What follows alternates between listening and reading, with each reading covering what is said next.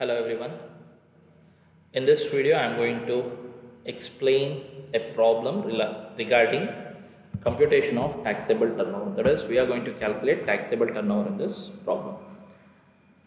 See the problem. Rituparna and Company, a registered dealer in Mysore, furnishes the following details regarding supply of goods and services for the month December 2020. Name of the SSA is Rituparna and Company. And the company is registered in Mysore, and they have given the details regarding goods and services supplied in the month of December 2020, and they have asked us to compute its taxable turnover. Bari taxable turnover matra helirodu. They haven't asked us to calculate GST payable helilla. That is CGST, SGST, IGST ಈ ರೀತಿ ಯಾವುದೇ ರೀತಿಯಾದ calculation ಅವರು ಕೇಳಿದ್ದಾರೆ. So we'll begin with the computation of taxable turnover. Before that, take down the heading, students. That is, you have to write computation of taxable turnover. That will be the heading of the solution part, and you require only one amount column because they haven't asked us to calculate aggregate turnover. Aggregate turnover helida bari taxable turnover matra.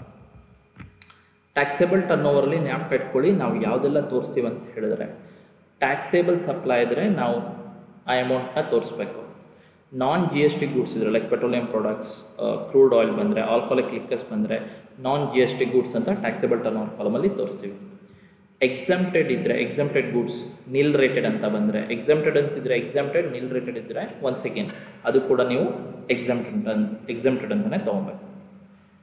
If goods are sold or if services are provided to a place outside India, ಅಂದರೆ ಭಾರತದಿಂದ ಹೊರಗೆ ಯಾವುದಾದ್ರು ಗೂಡ್ಸ್ನ supply ಮಾಡಿದ್ರೆ, ಸರ್ವಿಸಸ್ನ ಕೊಟ್ಟರೆ ಅದು exports ಆಗುತ್ತೆ. In the taxable turnover column you will be writing exports.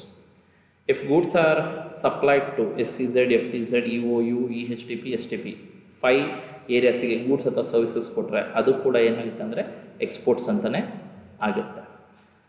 And taxable turnover calculate ಮಾಡುವಾಗ 2 purchase transactions will be considered. 2 inward supply ಆಗಿರುವಂಥ ಟ್ರಾನ್ಸಾಕ್ಷನ್ನ ಕನ್ಸಿಡರ್ ಮಾಡ್ತೀವಿ. ಒಂದು import, next one reverse charge mechanism apply ಆಗುತ್ತೆ ಅಂತ ಹೇಳಿದ್ರೆ, ಅಂದರೆ ಅನ್ರಿಜಿಸ್ಟರ್ಡ್ ಡೀಲರಿಂದ ಪರ್ಚೇಸ್ ಆಗಿದೆ ಅಂತ ಹೇಳಿದ್ರೆ ಸೊ ಅವಾಗ ರಿವರ್ಸ್ ಚಾರ್ಜ್ ಮೆಕ್ಯಾನಿಸಮ್ ಅಪ್ಲೈ ಆಗುತ್ತೆ. ಸೊ ಆ ಟ್ರಾನ್ಸಾಕ್ಷನ್ನ ಕನ್ಸಿಡರ್ ಮಾಡಬೇಕಾಗುತ್ತೆ.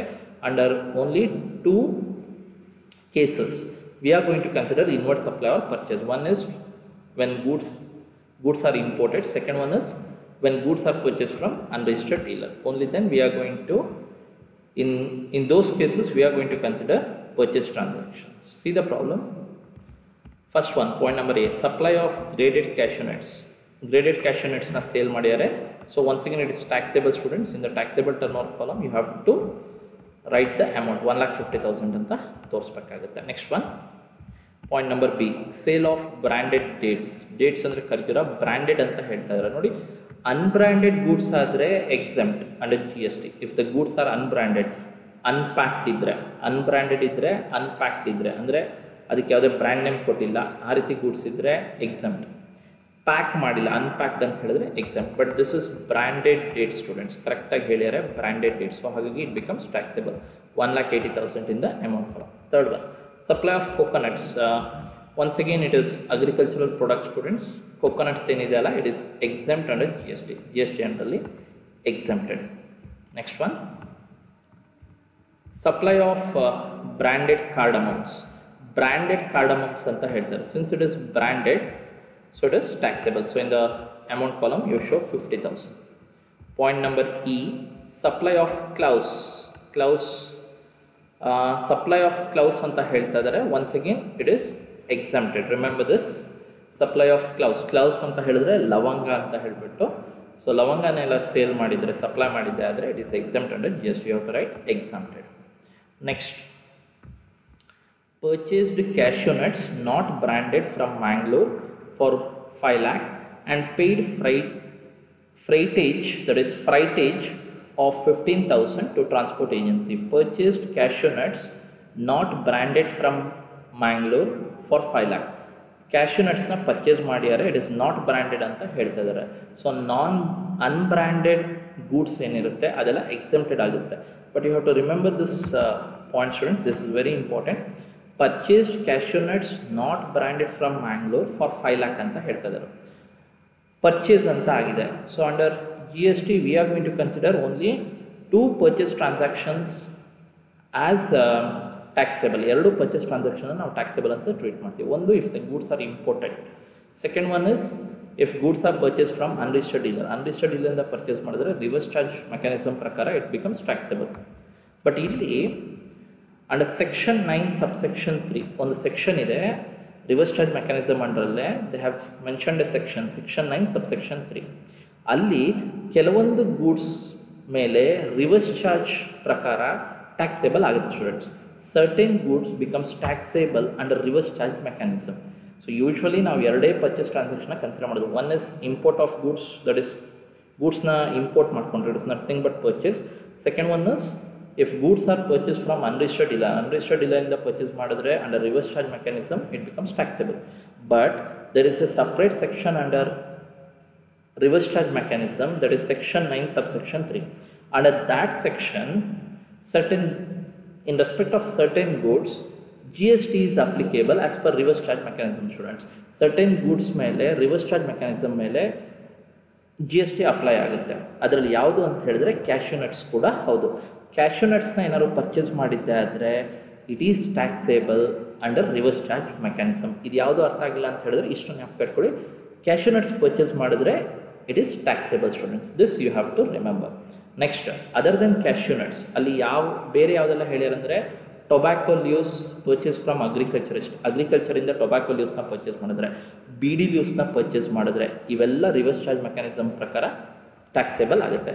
So purchased cashew nuts not branded, unbranded ಇದ್ರೂ ಕೂಡ ಎಕ್ಸೆಂಪ್ಟೆಡ್ ಅಲ್ಲ, ಬಿಕಾಸ್ ಕ್ಯಾಶ್ಯೂ ನಟ್ಸ್ನ reverse charge mechanism and section 9 subsection 3 ಅಲ್ಲಿ ಎಕ್ಸ್ಪ್ಲೇನ್ ಮಾಡ್ಯಾರ. ಏನಂತ ಹೇಳಿದ್ರೆ if cashew nuts are purchased, it is taxable as per reverse charge mechanism. Reverse charge mechanism prakara taxable agutte. So purchased cashew nuts not branded from Mangalore in the purchase ಮಾಡಿರುವಂತದ್ದು. So remember, under reverse charge mechanism it is taxable. ಬರೀ cashew nuts ಅಲ್ಲ, ಬಿಡಿ leaves purchase ಮಾಡಿದ್ರೆ, ಹಾಗೆ ಟೊಬ್ಯಾಕೋನ ಎಲ್ಲಾದರೂ tobacco ಲೀವ್ಸ್ನ ಅಗ್ರಿಕಲ್ಚರಿಸ್ಟಿಂದ purchase ಮಾಡಿದ್ರೆ ಅದು ಕೂಡ ರಿವರ್ಸ್ ಚಾರ್ಜ್ ಮೆಕ್ಯಾನಿಸಮಲ್ಲಿ ಟ್ಯಾಕ್ಸೇಬಲ್ ಆಗುತ್ತೆ. So in the amount column you have to write 5 lakh rupees. Next one, and paid freightage of 15,000 to transport agency. ಫ್ರೈಟೇಜ್ನ ಪೇ ಮಾಡ್ಯಾರೆ. Even this also freightage paid ಕೂಡ ಏನಾಗುತ್ತೆ ಅಂತ ಹೇಳಿದ್ರೆ under reverse charge mechanism it becomes taxable. Remember this students, there is no other ways. Freight is nothing but transport charges. Freightage paid to transport ಏಜೆನ್ಸಿಗೆ ಏನು ಫ್ರೈಟೇಜ್ pay ಮಾಡಿರ್ತಾರೆ, it becomes taxable under reverse charge mechanism. So you have to mention 15,000 in the amount column. It is not exempt students, you have to remember this. Next one, obtained legal service from a senior advocate and paid to him the legal fees. ನೋಡಿ, legal services are exempt under GST. Legal services are exempt. GST li legal services exempt. ಯಾವ legal services ಅಂದರೆ advocates ಇಂದ ಅಥವಾ senior advocates ಅದು ಯಾರೇ ಆಗಿರ್ಬೋದು, lawyers ಆಗಿರ್ಬೋದು, ಅವ್ರೇನೋ ಸರ್ವಿಸಸ್ ಕೊಟ್ಟರೆ ಅದು GST ಅಂಡರ್ ಎಕ್ಸೆಂಪ್ಟ್. ಬಟ್ ಯಾರಿಗೆ ಎಕ್ಸೆಂಪ್ಟ್ ಅಂತ ಹೇಳಿದ್ರೆ ಯಾರು ಸರ್ವಿಸಸ್ ಕೊಡ್ತಾ ಇರಲ್ಲ ಅವ್ರಿಗೆ ಎಕ್ಸೆಂಪ್ಟ್. ಈಗ assume that I am A lawyer, ನಾನೊಬ್ಬ ಲಾಯರ್ ಅಂತ ತಿಳ್ಕೊಳ್ಳಿ, ನಾನು ಸರ್ವಿಸ್ ಕೊಡ್ತಾ ಇದ್ದೀನಿ, ಲೀಗಲ್ ಸರ್ವಿಸಸ್ ನಾನು ಕೊಡ್ತಾ ಇದ್ದೀನಿ, ಅವಾಗ ನನಗೆ ಎಕ್ಸೆಂಪ್ಟ್. ಈಗ ನೀವು ಬಂದುಬಿಟ್ಟು ಐ ಆಮ್ ಎ ಲಾಯರ್, ನೀವು ನನ್ನ ಹತ್ರ ಬಂದುಬಿಟ್ಟು ಸರ್ವಿಸ್ನ ಪ್ರೊಕ್ಯೂರ್ ಮಾಡ್ತಾ ಇದ್ದೀರಾ ಅಂತ ತಿಳ್ಕೊಳ್ಳಿ, ಯು ಆರ್ ಒಬ್ಟೈನಿಂಗ್ ಸರ್ವಿಸ್. ಇಲ್ಲಿ ಹೇಳ್ತಾ ಇರೋದು ಆ್ಯಸ್ ಎ ಲಾಯರ್ ಅಲ್ಲ, from your point of view, ಅಂದರೆ ಒಬ್ಬ ಸರ್ವಿಸ್ ರಿಸೀವರ್ ಯಾರಿದೆಲ್ಲ ಅವನ ಪಾಯಿಂಟ್ ಆಫ್ ವ್ಯೂ ಅಲ್ಲಿ ಹೇಳ್ತಾ ಇರೋದು. Obtain legal service from a senior advocate and paid to him the legal fees. ಏನಾಗಿದೆ ಅಂತ ಹೇಳಿದ್ರೆ SSC ಯಾರಿದ್ದಾನೆ, that is the name of the SSC is Rituparna and company ಏನು ಮಾಡ್ತಾ ಇದ್ದಾರೆ ಅಂದರೆ ಒಬ್ಬ ಸೀನಿಯರ್ ಅಡ್ವೊಕೇಟಿಂದ ಲೀಗಲ್ ಸರ್ವಿಸಸ್ನ ಪಡ್ಕೊಂಡಿದ್ದಾರೆ. ಒನ್ಸ್ ಅಗೇನ್ ಅದು ಇನ್ವರ್ಡ್ ಸಪ್ಲೈ ಅಂತ ಆಯಿತು, ಯಾಕಂದರೆ Rituparna is receiving the service, it becomes obtained service, ಅದು ಇನ್ವರ್ಡ್ ಸಪ್ಲೈ ಆಗುತ್ತೆ, ಪರ್ಚೇಸ್ ಸರ್ವಿಸಸ್ನ ತೊಗೊಂಡಂಗೆ ಆಯಿತು, ಪರ್ಚೇಸ್ ಮಾಡ್ದಂಗೆ ಆಯಿತು. And paid to him legal fees. Next Rituparna legal ಫೀಸ್ನ ಪೇ ಮಾಡ್ತಾ ಇದ್ದಾರೆ. Once again inward supply students, but you have to remember this, if legal services obtained from senior advocate ಇಂದ legal service-ನ ಎಲ್ಲರೂ ಪ್ರೊಕ್ಯೂರ್ ಮಾಡಿಕೊಂಡ್ರೆ, ಎಲ್ಲಾದರೂ ಸರ್ವಿಸಸ್ನ ತೊಗೊಂಡಿದ್ದೆ ಆದರೆ under reverse charge mechanism it is taxable. Exempt ಆಗಲ್ಲ, ಇದು ಟ್ಯಾಕ್ಸೇಬಲ್ ಆಗುತ್ತೆ. So you have to mention within the brackets RCM obtained legal service from a senior advocate and paid to him the legal fees. So within brackets RCM 20,000. Reverse charge mechanism ಪ್ರಕಾರ ಏನಾದ್ರು legal ಸರ್ವಿಸ್ನ procure ಮಾಡಿಕೊಂಡ್ರೆ obtain ಮಾಡಿದ್ರೆ ಅದು taxable ಆಗುತ್ತೆ. ಈಗ ಇದು ಯಾರ ಪಾಯಿಂಟ್ ಆಫ್ ವ್ಯೂ ಇಂದ ನೋಡಿದ್ದು ಅಂದರೆ SSC ಪಾಯಿಂಟ್ ಆಫ್ ವ್ಯೂ ಇಂದ ನೋಡಿದ್ದು. ಸೀನಿಯರ್ ಅಡ್ವೊಕೇಟಿಗೆ ಏನಾಗುತ್ತೆ, ಈಗ ಅಡ್ವೊಕೇಟ್ ಆದನು ಋತುಪರ್ಣಕ್ಕೆ ಸರ್ವಿಸ್ ಕೊಡ್ತಾ ಇರೋದು, ಸೀನಿಯರ್ ಅಡ್ವೊಕೇಟಿಗೆ ಇಟ್ ಈಸ್ ಎಕ್ಸೆಂಪ್ಟ್. ಬಟ್ ಇಲ್ಲಿ ಯಾರು ಸರ್ವಿಸ್ ಪಡ್ಕೊತಾ ಇದ್ದಾರಲ್ಲ, ಯಾರು ಪಡ್ಕೊತಾ ಇರೋದಂದರೆ it is obtained by Rituparna obtain ಮಾಡ್ಕೊತಾ ಇರೋದು ಅಥವಾ ಋತುಪರ್ಣ ಸರ್ವಿಸ್ನ ತೊಗೊಳ್ತಾ ಇರೋದು. ಸೊ ಅವ್ರಿಗೆ ಏನಾಗುತ್ತೆ ಅಂತ ಹೇಳಿದ್ರೆ for the procurer of the service ಅವ್ರಿಗೆ ಟ್ಯಾಕ್ಸೇಬಲ್ ಆಗುತ್ತೆ as per reverse charge mechanism. ಈ ಮೂರು ಪಾಯಿಂಟ್ನ ಜ್ಞಾಪಕಟ್ಕೊಳ್ಳಿ. ಕ್ಯಾಶ್ಯೂ ನಟ್ಸ್ನ ಪರ್ಚೇಸ್ ಮಾಡಿದ್ರೆ, ಬೀಡಿ ಲೀವ್ಸ್, ಟೊಬ್ಯಾಕೊ ಲೀವ್ಸ್ನೆಲ್ಲ ಪರ್ಚೇಸ್ ಮಾಡಿದ್ರೆ under reverse charge mechanism it is taxable, simple. And for transport of any goods, ಈ ಕ್ಯಾಶ್ಯೂ ನಟ್ಸ್ ಆಗಿರ್ಬೋದು, ಬೀಡಿ ಲೀವ್ಸ್ ಆಗಿರ್ಬೋದು, ಅಥವಾ it might be tobacco leaves ಏನೇ ಆಗಿರ್ಬೋದು, ಇದಕ್ಕೆ ಸಂಬಂಧಪಟ್ಟ ಹಾಗೆ ಈಗ ನೀವು ಪರ್ಚೇಸ್ ಮಾಡಿರ್ತೀರಾ, ಸೊ ಅಲ್ಲಿಂದ it has to come to your place, ನಿಮ್ಮ ಪ್ಲೇಸಿಗೆ ಬರಬೇಕು. ಸೊ ಟ್ರಾನ್ಸ್ಪೋರ್ಟ್ ವೆಹಿಕಲಲ್ಲಿ ಅದನ್ನ ಟ್ರಾನ್ಸ್ಪೋರ್ಟ್ ಮಾಡ್ತಾ ಇದ್ದಾನೆ ಅವನು, ಸೆಲ್ಲರ್ ಆದವನು. ಆ ಟ್ರಾನ್ಸ್ಪೋರ್ಟೇಷನ್ ಚಾರ್ಜಸ್ ಕೂಡ ಅಥವಾ ಫ್ರೈಟೇಜ್ ಚಾರ್ಜಸ್ ಏನಿರುತ್ತಲ್ಲ ಅದು ಕೂಡ ಟ್ಯಾಕ್ಸೇಬಲ್ ಆಗುತ್ತೆ under reverse charge mechanism. And also if services are obtain from senior advocate ಅಥವಾ ಲೀಗಲ್ ಸರ್ವಿಸಸ್ನೆಲ್ಲ ಪ್ರೊಕ್ಯೂರ್ ಮಾಡಿದ್ರೆ ಅದು ಕೂಡ under reverse charge mechanism taxable.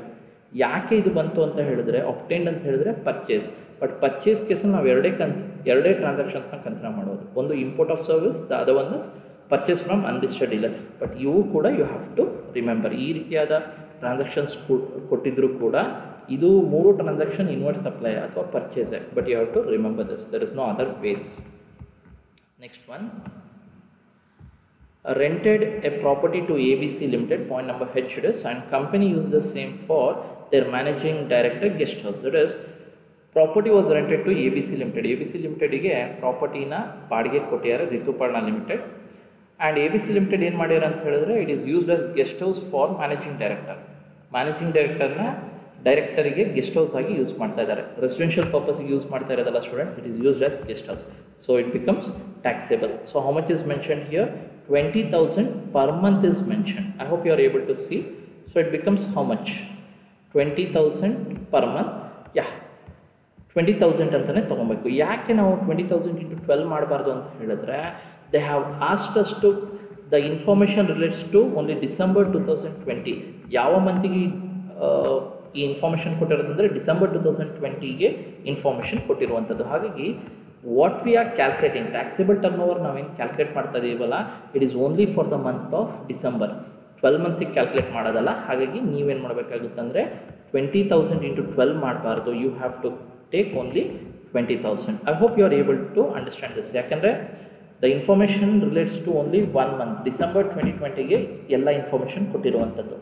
And we have to calculate taxable turnover for the same month, ಆ ಮಂತಿಗೆ ಮಾತ್ರ consider ಮಾಡಬೇಕು. ಹಾಗಾಗಿ 20,000 ಮಾತ್ರ ತೊಗೊಬೇಕು, ಇಂಟು 12 ಮಾಡಬಾರ್ದು. Next one, rented building for residential purpose. For residential purpose, the building was given as rent, students, was given for rent. So it becomes exempted. In the amount column, you have to write exempted.